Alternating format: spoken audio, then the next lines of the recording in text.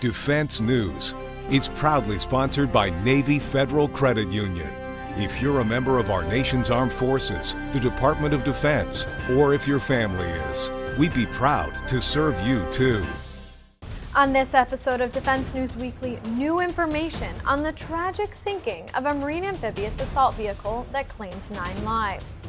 We also get new information on the VA's efforts to vaccinate the veteran population, and hear how the Secretary plans to handle the pandemic long term. Plus, we dig into a recent test by soldiers of the force's integrated tactical network capability. And we check out a desk made of timber from the USS Constitution. Gotta hand it to the Seabees, they can make anything. With the latest news and analysis from the Pentagon to the platoon, this is Defense News Weekly.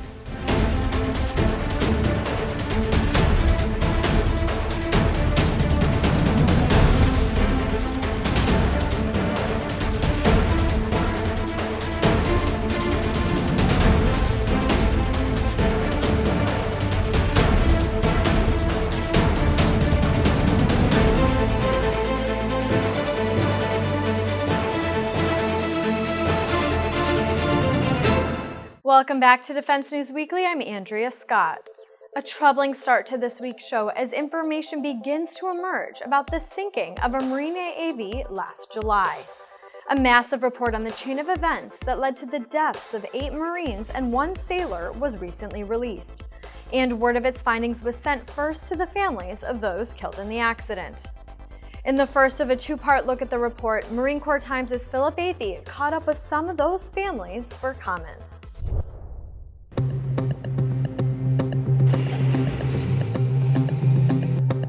The lengthy report from the Marines on the accident that killed 9 people last year on a training mission off the California coast chronicles a long chain of failures that culminated in the sinking of an amphibious assault vehicle. Bad equipment, poor training, and a lack of experience, quote, doomed this crew and its passengers to a preventable tragedy. While we dig into the details of that roughly 2,000-page examination, Marine Corps Times reached out to the families of those killed last July to hear some of what they had to say about what they learned from the report. Those boats they were not seaworthy. They were junk and they shouldn't even have been put in the water. They murdered my son. Whoever has this authority to send these boys out, I feel like that day they said, you know what? It's your day of death. They were failed from the minute these were chopped into service to the minute it sank. Every person should be held accountable. They all had a hand in this. They all had a hand in this. I spoke to the family of Private First Class Brian Baltiera, who related some gut-wrenching details of their son's last moments and talked about how the report left them with unanswered questions. Me and my son, he told me that the track is smoking. We stopped. We need to find out what's going on. And then a couple hours later, my son says, Dad, we're going to take a dip in the ocean now. And that was my last communication with Brian. It was hard. It was hard to see what, the boys went through. And our Brian, we know him. We know how he's like. He was 18. He's kind of goofy, 18, a boy.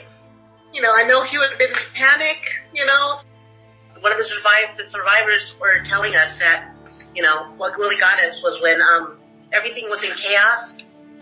Evan and Brian were praying together because they knew, that's all they had, in the darkness. They were praying together because they knew they couldn't make it. They weren't going to make it. I'm looking at the U.S. military, the Marines, the Navy, and also the manufacturer of the AAVs. This was a 49-year-old vehicle. I want Congress to pull in the military, the United States Marine Corps, and start asking questions, these very difficult questions of what happened to these 9 boys. What happened? Why?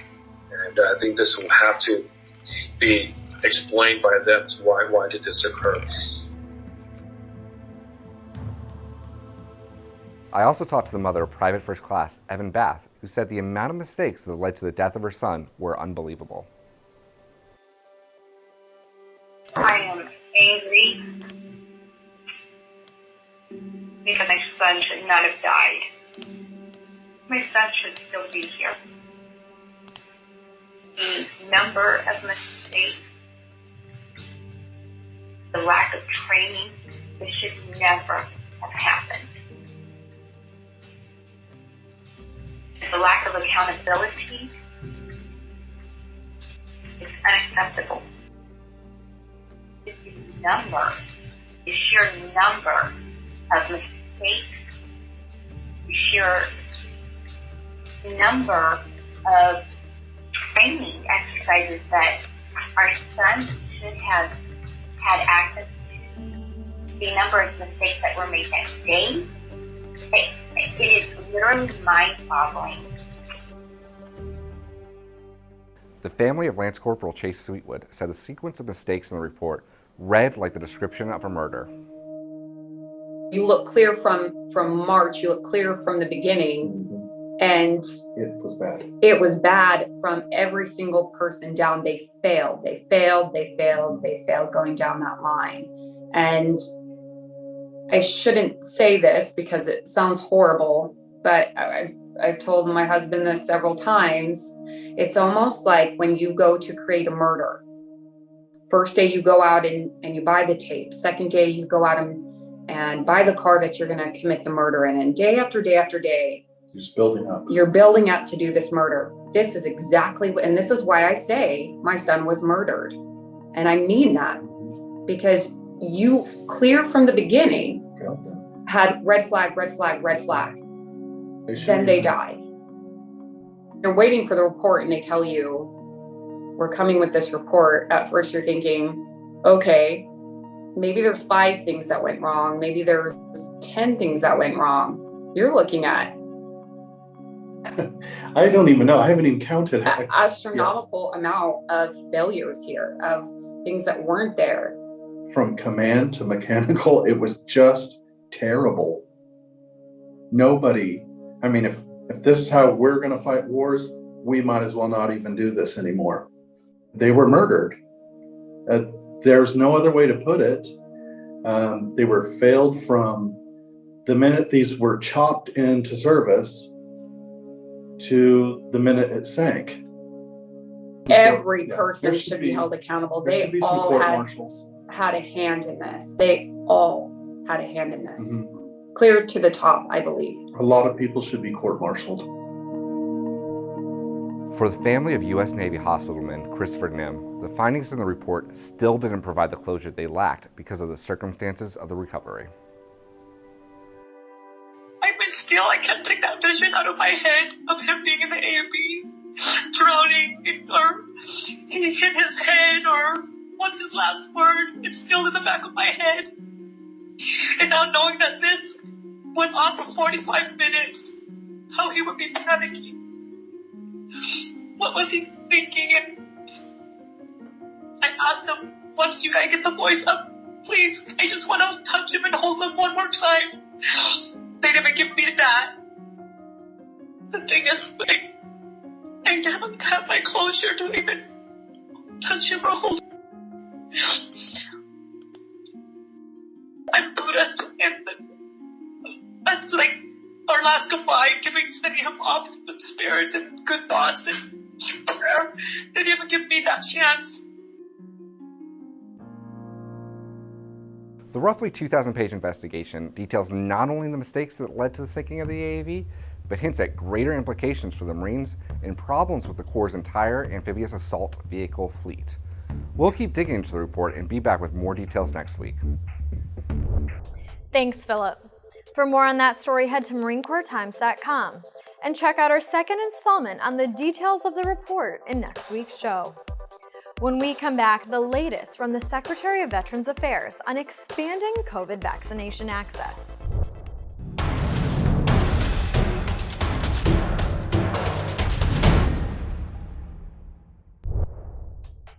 With a massive constituency of former service members, their families, and a huge staff of employees, the VA has millions of people that depend on it for care. With vaccine access expanding rapidly around the nation, Secretary of Veterans Affairs Dennis McDonough recently spoke about his agency's plan to inoculate the extended veteran population and the challenges that lie ahead. Jesse Karangu and Leo Shane have more. Since mid-December, the Department of Veterans Affairs has been rushing to vaccinate as many veterans as it can against the coronavirus. They started with the 7 million or so who are eligible for medical services at VA. But in recent days, Congress has expanded that number to include all veterans in America and their caregivers and their spouses. That's over 30 million people.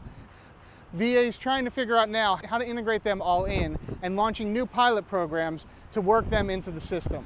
I'm here at Arlington Cemetery, where VA Secretary Dennis McDonough just held a press conference talking about that expansion and some of the troubles ahead. I think it's very difficult to jump to the end of the story to say we know when the 9.5 will be enrolled will be 9.5 enrolled will be vaccinated, because to be honest with you, we're fairly confident that among the overall population of Americans vaccinated, there's many in the 9.5 who are already vaccinated.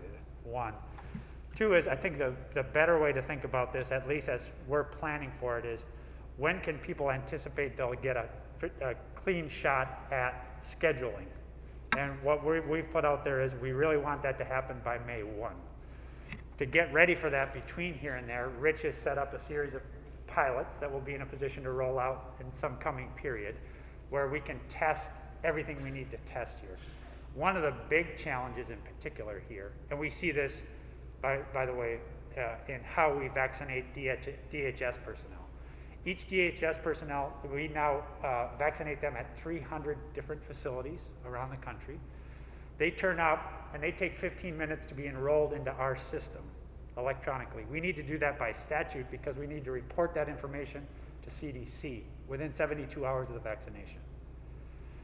We think that if we had to do that for the up to 24 million veterans and spouses and caregivers that we're now authorized to do, that's not time effective. So we're building a separate reporting platform, and that will allow somebody to come in, a spouse to come in and be reported off of that platform straight to the CDC without having to go through the 15-minute per vaccination to be enrolled. So that's an example of one of the things that we have to do to really test in the context of the pilot. McDonough was joined by the VA Undersecretary for Health, Richard Stone, who said that veterans and their families may have to take a COVID-19 booster shot even after receiving the vaccine. I think the first question you have to ask is, when I get my shot, how long will it last? Right now, it appears that we'll be able to publish in the next few weeks the evidence that between 7 and 9 months we can feel comfortable that you're still protected. We think it'll be longer than that.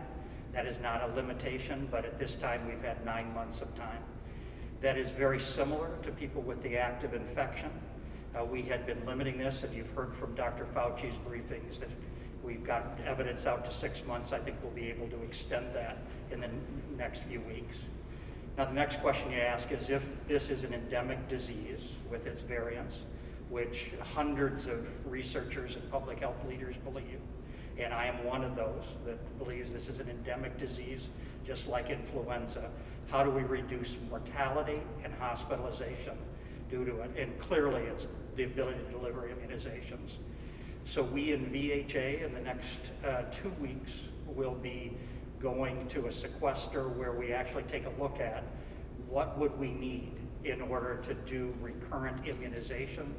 What if one of these variants emerges with enhanced hospitalization or mortality, and really doing the contingency planning to try to see the future. I think what the Secretary has asked from us is to continue the work we've done for this last year of trying to anticipate the future and how might we position ourselves for this. And so that's the expectation, and that's what we'll proceed to do. During the press conference, Secretary McDonough also addressed the progress of the vaccination process for Black veterans, as well as veterans who live in remote areas. See uptake among our vets of color, and in fact, we're seeing less hesitancy among Black veterans than we feared we might see. We have work to do on rural and highly rural vets. Rich and his team have done a great job repurposing mobile units to get to rural and highly rural areas to get those vets vaccinated. A patient registry of veterans who've contracted COVID-19 is also currently in the works. This is going to be used to determine and study if there's any long-term effects that come with the virus. For Leo Shane, I'm Jesse Karengu for Defense News Weekly. Thanks, Jesse. When we come back, personal finance expert Jeanette Mack gives her latest tips. And later, the Navy custom builds a unique item for the Vice President.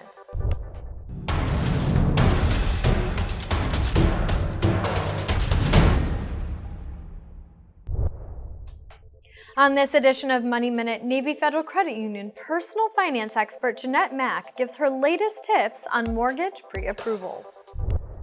If you've ever bought a home, you know that getting pre-approved gives you the best idea of how much house you can afford. Whether you're shopping for your first or fifth home, getting pre-approved should still be the first step in your home buying process. It eliminates the guesswork and gives you boundaries, letting you know what you can safely purchase. And it saves you time and effort by eliminating properties beyond your price range. On the other hand, it could also open doors to homes and neighborhoods you didn't realize you could afford. If you've got kids looking for their first home, the best advice to give them is to get pre-approved. They don't have to close with the lender they've gotten pre-approved by, but with it they can house hunt without the worry of being turned down for the loan. And in the event they get into a bidding war with a potential buyer, they might just have the advantage because being pre-approved stacks the deck in their favor.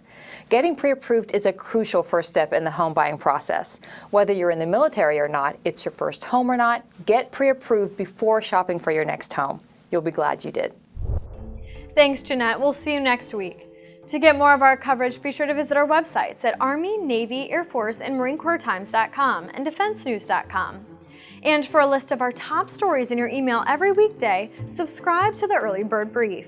And drop us a follow on Facebook, Twitter, and YouTube for more content.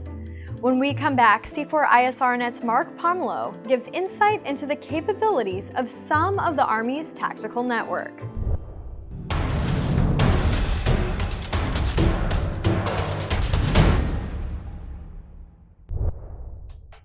The Army is always looking for a more robust and secure network for long-range battlefield data and communications.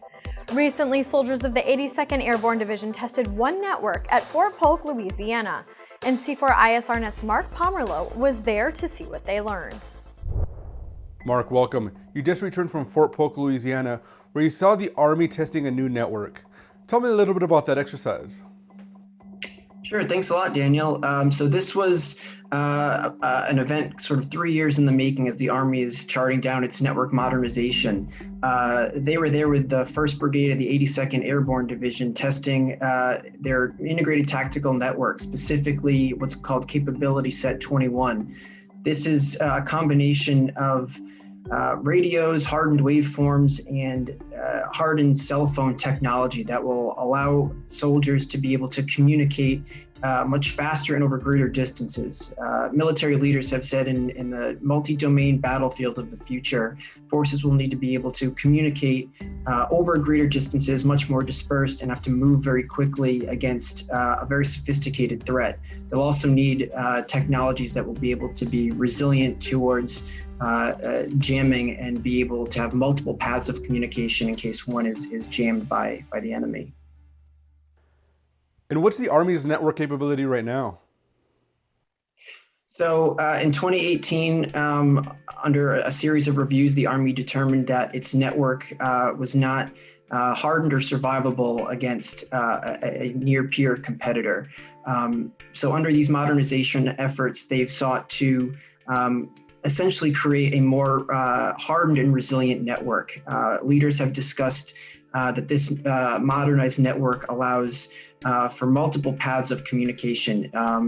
They have 2-channel radios now that allow much more options for soldiers to communicate in the field. If one means of communication is jammed, they have other options as opposed to previously where they may have had much fewer options which prevented communication. This also allows soldiers to be able to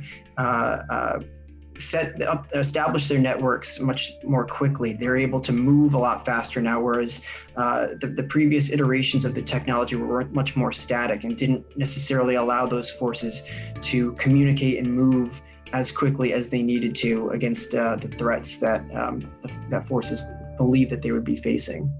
Tell me a little bit about the range they're working with.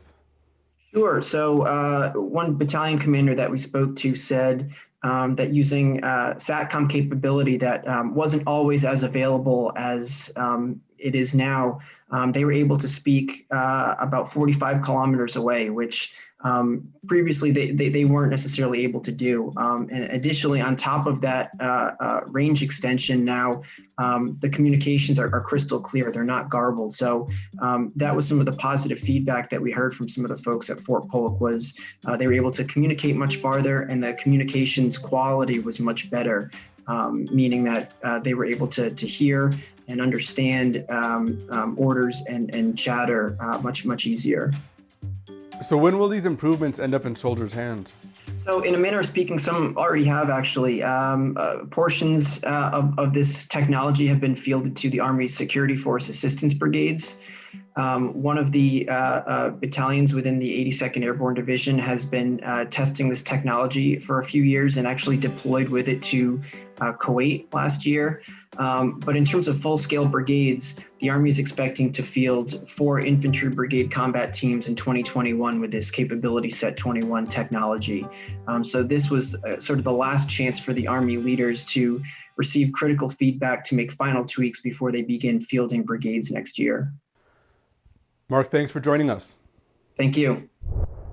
And finally, the Navy recently created a one-of-a-kind heirloom for the Vice President's office, with a custom desk made of timber from the country's oldest commissioned warship, the USS Constitution.